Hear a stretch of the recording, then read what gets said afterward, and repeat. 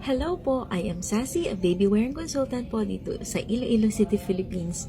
So, maraming salamat po sa lahat ng bumili ng Baiko ID Activa Mark 3. At itong video na to ay ipapakita ko po sa inyo kung paano po gamitin ang Baiko ID Activa Mark 3 at ano yung mga purpose ng mga parts niya. So, thank you. Ito po ang tinatawag na shoulder straps. Ito po yung tinatawag na panel. Ito po yung waistband.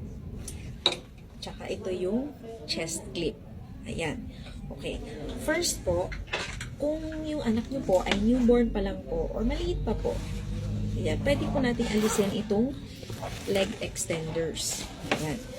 Usually, magagamit nyo to kapag si baby ay malaki na. No?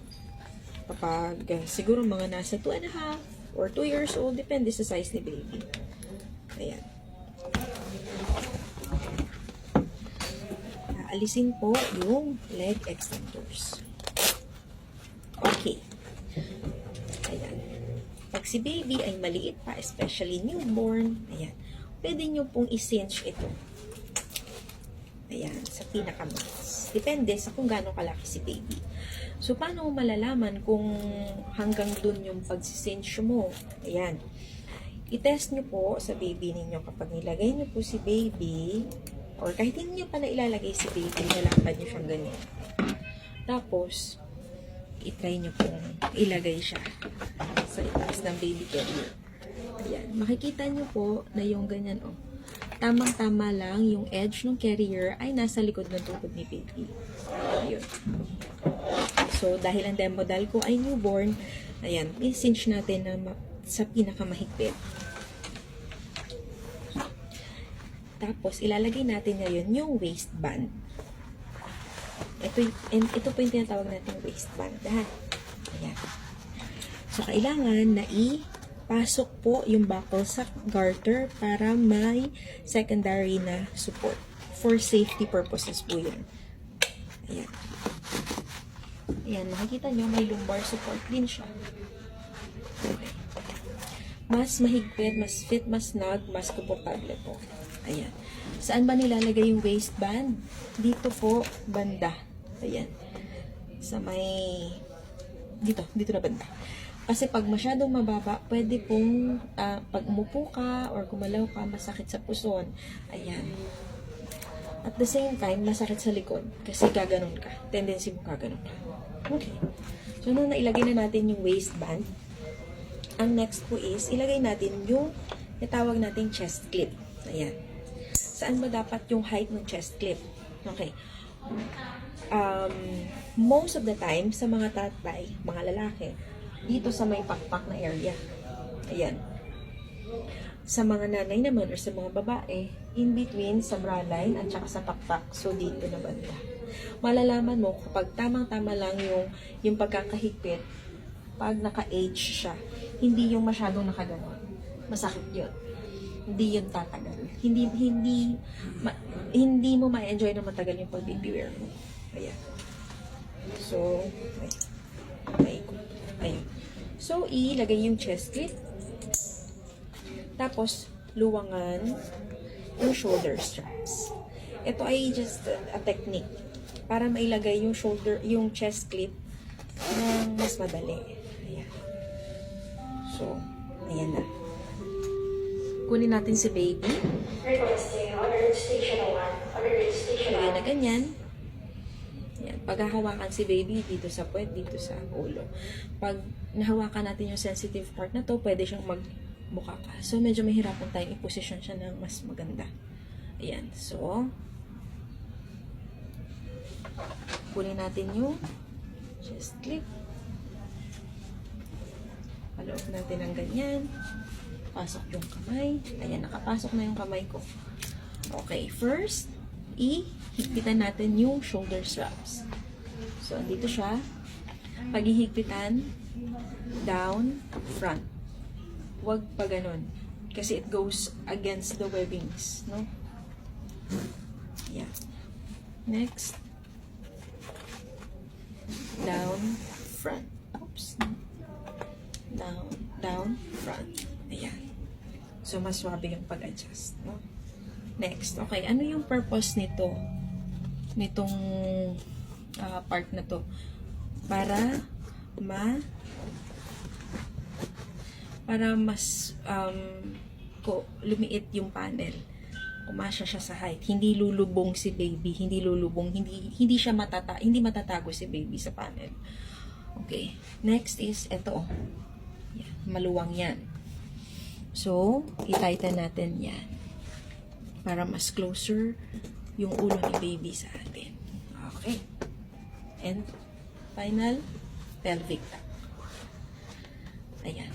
Yung edge ng carrier ay nasa likod ng tuhod ni baby.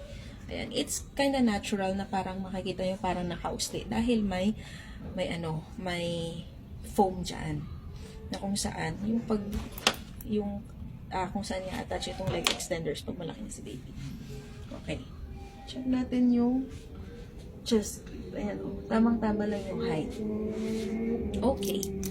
Check natin for safety si baby. Nakakahinga na maayos, viewable or in view at all times yung kanyang face. At least 2 finger breadths away yung kanyang chin sa kanyang chest.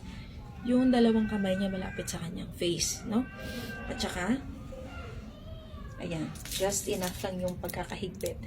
Kapag pinisil nyo ng kaunti ang baby carrier ninyo at bigla siyang gumanon, meaning maluwang yon.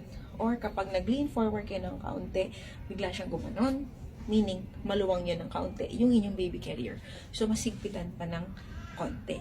Okay? And lastly,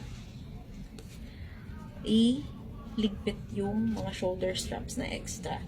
Bakit?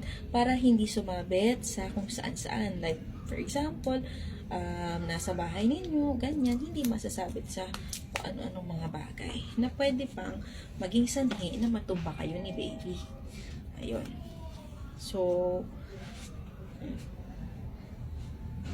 ganyan yung itsura niya. At, ayan. Okay. Paano naman yung hood? Yung storage bag niya, pwede niyo pong i-flip. Ayan.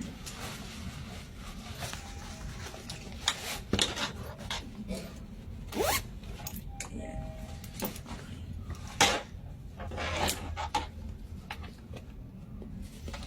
Meron po dito. Wait lang. Ayan. Sa loob. Pwede nyo i-attach dyan.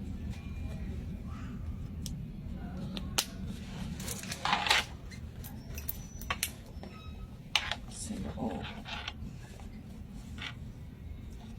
Yung hood. Okay. Tapos, yan, pwede pang lumiit. Yan, pwedeng ma-adjust.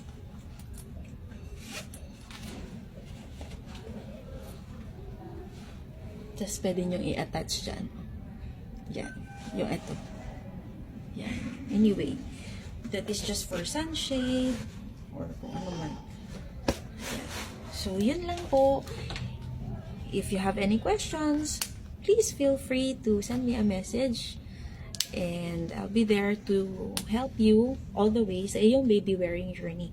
And for those na bumili ng Echo Snuggles baby carriers, I think you already know this one, but you know, just to share also to others that you are entitled for free baby wearing classes na to support you in your baby wearing journey, like how to breastfeed while using the baby carrier, how to yung support ng transition from baby wearing a newborn to toddler and so on. So I will be there to support you all the way. Ayun. Thank you so much for choosing Echo Snuggles, and whatever baby carrier you choose, Echo Snuggles man o hindi, always remember to practice safe baby wearing and baby wear smart. Thank you. Bye.